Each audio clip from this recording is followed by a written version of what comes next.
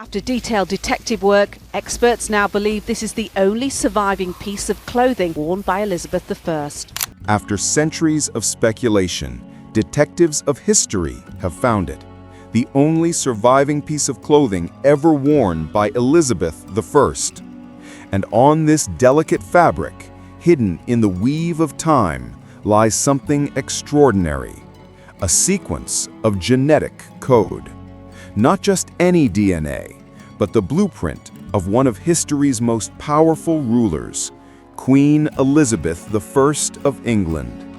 For over 400 years, her death at age 69 has been a riddle of whispers, rumors of poison, heartbreak, and a body said to have burst inside its coffin. But now, through the lens of modern science, her DNA is telling the story her courtiers could not.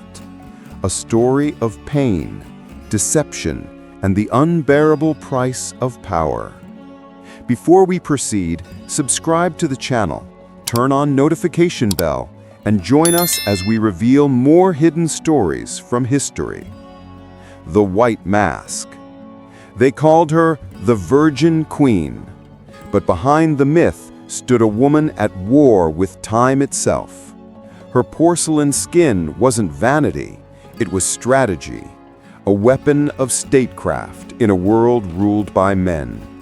Unable to wield a sword, she wielded an illusion. Her power was painted in layers of Venetian ceruse, a lethal paste of white lead and vinegar. Each morning, it covered her face, neck, and hands until she looked not quite human, but divine. In the 16th century, pale skin meant privilege. To Elizabeth, it meant survival.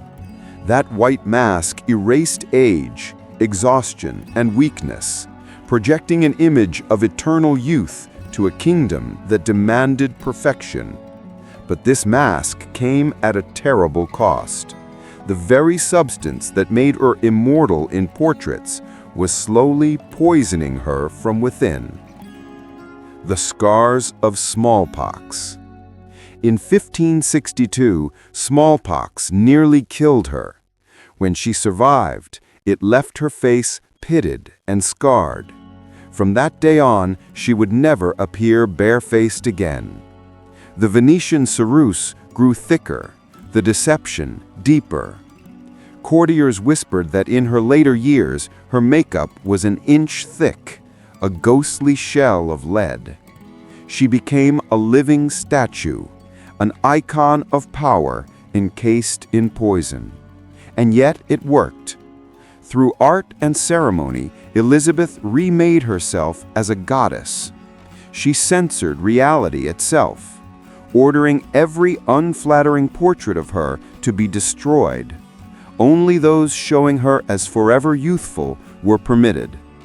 Even in her 60s, official portraits depicted the smooth face of a woman half her age. Thus was born the immortal queen, a myth so radiant it outshone the truth.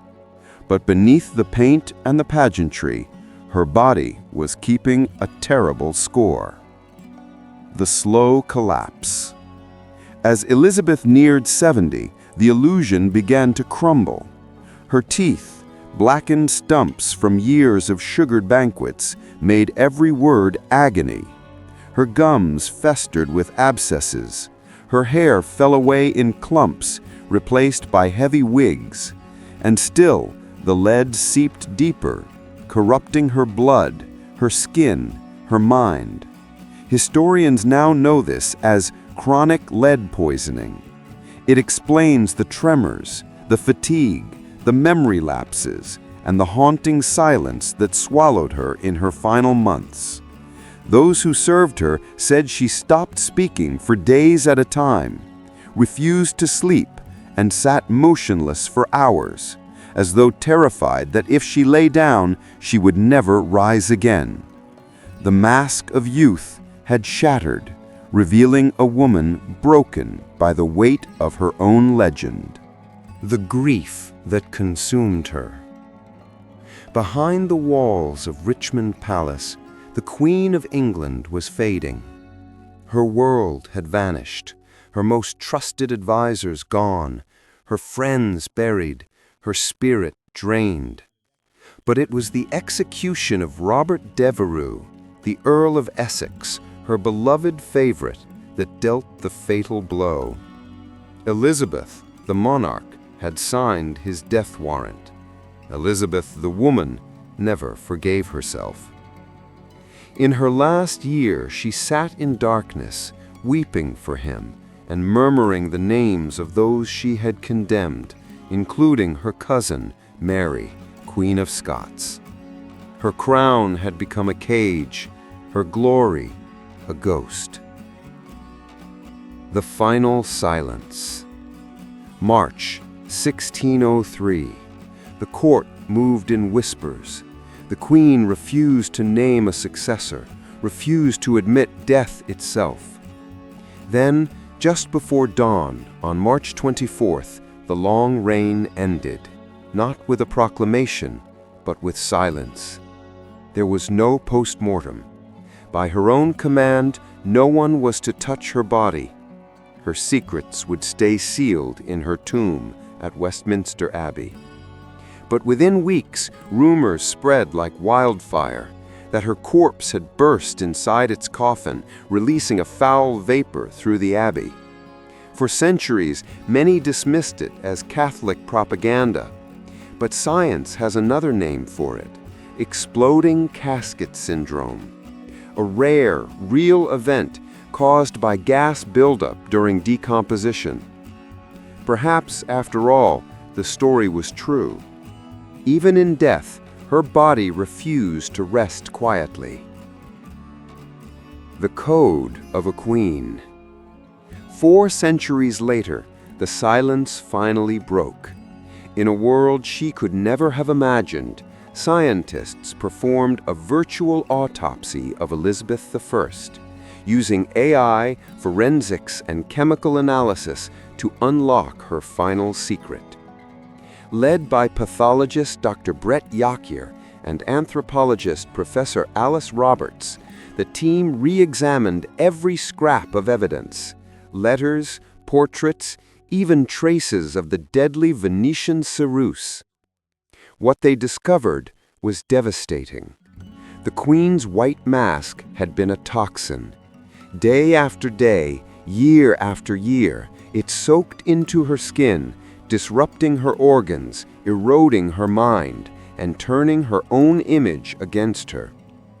Combined with infection from dental abscesses and the ravages of grief and exhaustion, it's now believed the Virgin Queen was killed not by an assassin's blade, but by her own reflection. Her beauty, her myth, her power, all bound together in a slow, self-inflicted poisoning. The legend and the cost. The legend of Elizabeth I will never die. She defied empires, outwitted kings, and built the image of an immortal monarch. But history, and now science, have revealed the price. Beneath the mask was not just a queen, but a woman, brilliant, lonely, and slowly undone by the illusion she had to maintain. The DNA has spoken. Her reign was glorious, her end tragic. The mask that made her eternal was the very thing that destroyed her. So now we ask, was her greatest strength also her greatest weakness? Did she die for her image, or did her image keep England alive? Tell us what you think in the comments. And before we proceed, subscribe for more hidden stories that history tried to keep buried. Implications of this discovery. The DNA revelation surrounding Queen Elizabeth I does more than solve a medical mystery. It reshapes our understanding of one of history's most mythologized rulers, and, by extension, the entire culture of power, beauty, and identity she helped define. For centuries, Elizabeth has stood as a symbol of perfection, the Virgin Queen, untouchable, divine, almost beyond humanity. Her portraits glowed with immaculate stillness, her legend wrapped in gold. But this new forensic insight strips away the polish to reveal something far more human, far more tragic, and perhaps far more relevant to our age than we ever imagined. Because what the science reveals is not simply a woman poisoned by lead, but a woman poisoned by expectation. The weight of the crown. Elizabeth ruled a world that did not believe a woman could govern without being either a saint or a spectacle. To keep her throne, she had to become both.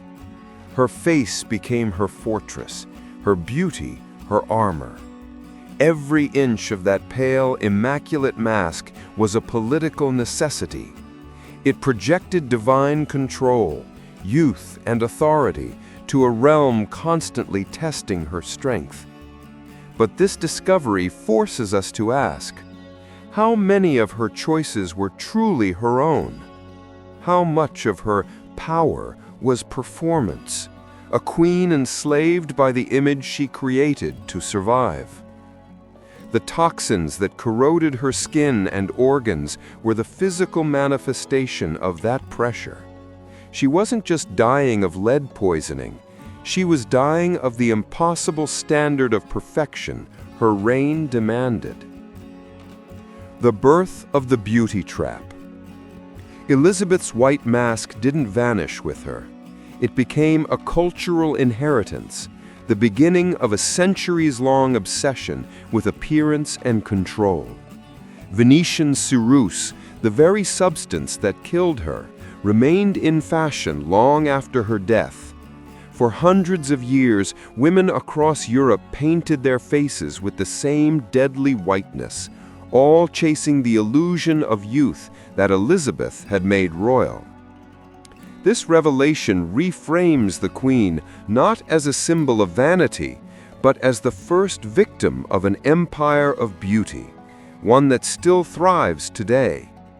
From lead-laced powders to filtered perfection on social media, humanity is still repeating her fatal mistake, turning the pursuit of beauty into a slow form of self-destruction.